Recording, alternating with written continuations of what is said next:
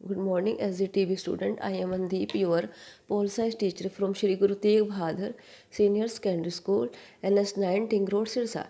Dear student, today we are going to start next topic, अवसरों की समानता। बेटे जो लास्ट वीडियो में हमने किया था वो किया था समानता। भी समानता होती क्या है, ये हमारे लिए किस लिए महत्वपूर्ण होती है। अब समानता था कि प्रत्येक व्यक्ति को समान क्या सुविधाएं प्राप्त होनी चाहिए ताकि अपनी योग्यता के अनुसार क्या अपना विकास कर सके। अब इसमें बेटे अवसरों की समानता।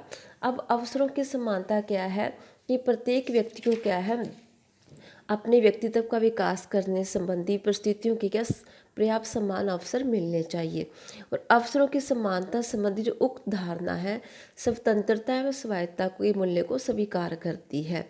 वह ये मानते कि व्यक्ति अपनी निजी जीवन शैली को साकार करने के लिए क्या वो स्वतंत्र है, लेकिन साथ ही वह इस बात पर भी बल देती है कि व्यक्तियों को ऐसा करने की क्या सम्मान क्या हमें अवसर मिलने चाहिए। ये था बेटी आपकी अवसरों की समानता। नेक्स्ट इसमें प्राकृतिक और सामाजिक असमानता है। अब समानता का मीनिंग मैंने आपको बताया, अवसरों की समानता का। नेक्स्ट प्राकृतिक और सामाजिक असमानता है। प्राकृतिक समानता कि जो कुछ लोग इस बात पर जोर देते हैं कि सभी व्यक्ति क्या प्राकृतिक रूप से समान है, तथा कुछ धार्मिक परंपरा और विचारकों ने यह तर्क दिया कि सभी व्यक्ति क्या है समान रूप से ईश्वर की संतान है, वह समान व्यवहार के अधिकारी हैं। परंतु कहते ये विचार ठीक नहीं है। प्रकृति ने किन्हीं दो व्यक्तियों को समान नहीं बनाया है। यहाँ तक कि जो जुड़वा भाई बहन होते हैं उनमें भी कुछ ना कुछ अंतर देखने को मिलता है। तो इसी प्रकार एक विकलांग व्यक्ति को कभी भी एक स्वस्थ शरीर की तुलना में नहीं रखा जा सकता। तो ये बेटे आपकी प्राकृतिक असमानता। और जो हमारी सामाजिक असमानता है, अब सामाजिक असमानता क्या होती है कि सामाजिक असमानता से क्या आशय है कि इसमें जन्म, धर्म, भाषा, जाति, रंग, रूप इत्यादि के आधार पर समाज में क्या दो समान वर्गों अथवा व्यक्ति के बीच मतभेद किया जाए। किसी भी एक वर्ग को अन्य वर्ग की तुलना में अधिक अधिकार देना भी सामाजिक असमानता को उत्पन्न करने वाली जो व्यवस्था है। कि अगर हम क्या कर दें कि एक व्यक्ति को ज़्यादा अधिकार दे दें और एक को कम, तो वहाँ भी सामाजिक असमानता कही जाएगी। अब भारत में क्या प्राचीन काल से क्या हिंदुओं के एक वर्ग को उच्च वर्ग से क्या किया गया है, हिंदुओं के एक वर्ग को उच्च वर्ग से हमने क्या किया है, वर्ग एक जो मान लो एक हिंदुओं का एक वर्ग है उसको उच्च वर्ग का सम्मान मिला है और शूद्रों को उन अनेक अधिकारों से वंचित रखा गया है।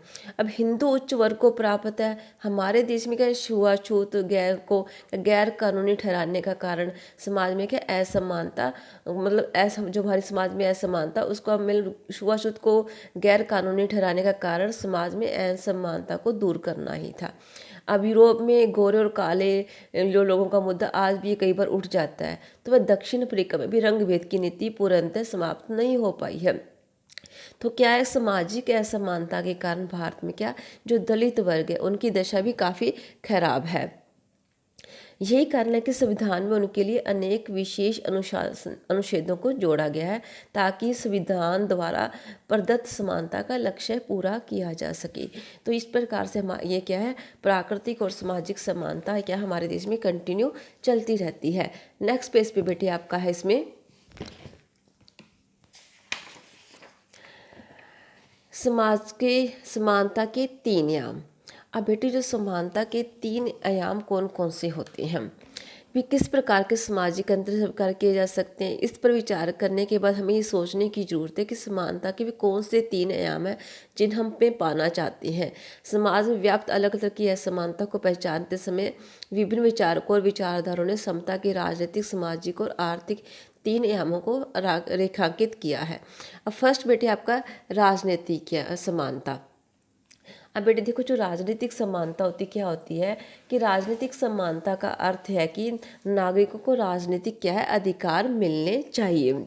वैसे वोट का अधिकार हो गया, आपका चुने जाने का अधिकार हो गया, प्रार्थना पत्र देने का अधिकार हो गया, सरकारी पद प्राप्त करने का अधिकार हो गया।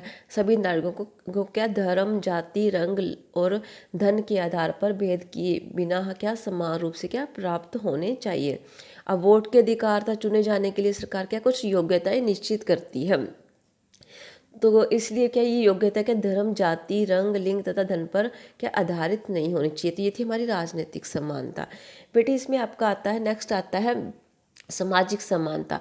अब जो सामाजिक समानता होती है, सामाजिक समानता का अर्थ है कि समाज में प्रत्येक व्यक्ति को समाज में समान समझा जाना चाहिए, और प्रत्येक व्यक्ति समाज का क्या बराबर का वो अंग है, और सभी को क्या समान सुविधाएं प्राप्त होनी चाहिए। किसी व्यक्ति से धर्म, जाति, लिंग, धन आदि के आधार पर भेदभाव नहीं किया जाना चाहिए। भारत में क्या जाति पाति के आधार पर भेदभाव किया जाता था, और अब सरकार ने कानून द्वारा छुआछूत को भी क्या समाप्त कर दिया है। नेक्स्ट बेटे इसमें आता है आपका आर्थिक समानता।